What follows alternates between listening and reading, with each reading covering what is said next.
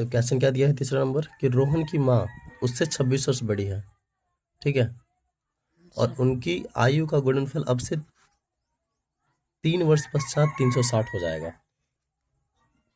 तो बोल रहा है कि हमें रोहन की वर्तमान आयु ज्ञात करनी है। अब जो कहने का मतलब कि रोहन की माँ है उससे 26 वर्ष बड़ी है, तो आगे तो रोहन ना होगा, तो रोहन का उम्र कुछ होगा उसके बाद ना 26 साल बड़ी उसकी मम्मी होगी। तो जो रोहन की वर्तमान आयु होगी वो कितनी होगी, x वर्ष होगी। तो रोहन की माँ की वर्तमान आयु कितनी होगी, x+26 होगा, ठीक है। बोल रहा है कि उनकी आयु का गुणनफल अब से 3 वर्ष पश्चात, तो पश्चात का मतलब क्या होता है, जोड़। 3 वर्ष सॉरी, हाँ, पश्चात मतलब क्या होता है, बाद में, पश्चात मैंने बाद में। तो 3 वर्ष पश्चात जब बोल रहा है तो उनकी आयु क्या हो जाएगी, तो 3 वर्ष पश्चात देखो, चेक देखो करके कि रोहन की आयु क्या होगी। तो रोहन की जो आयु होगी वो कितनी होगी, तो रोहन की आयु हो जाएगी, रोहन की आयु वर्तमान कितनी थी, x, लेकिन 3 साल बाद कितनी हो जाएगी, x+3।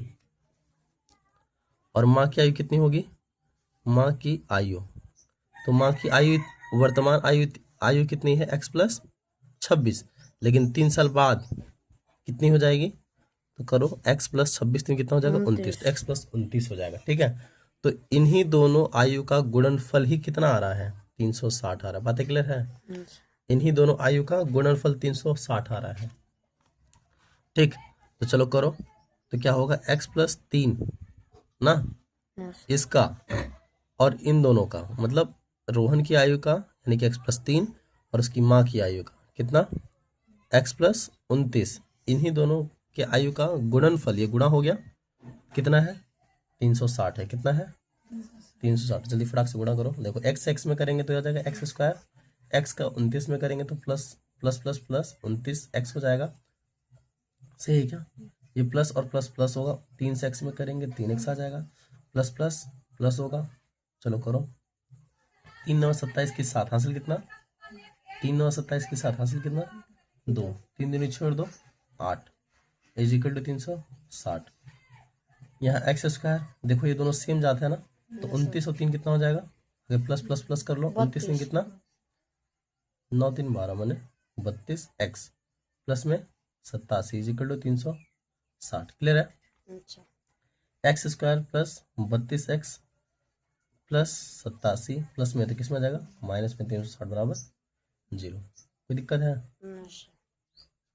अब चलो फिर क्या, x² प्लस में 32x, इसका तो और कोई जात नहीं है। अब यहाँ ये प्लस और माइनस, माइनस और घटेगा, इन दोनों बड़ा कौन है, ये है, इसका निशान क्या है, माइनस, इसलिए माइनस आएगा। और हमें 360 में क्या करना है, 87 को घटाना है, घटा दो, 10 में से 7 गया 3, यहाँ कितना बचा 5, हो गया 15, 15 में से 8 गया 8 ना, और सॉरी 5, अधिक क्लियर है,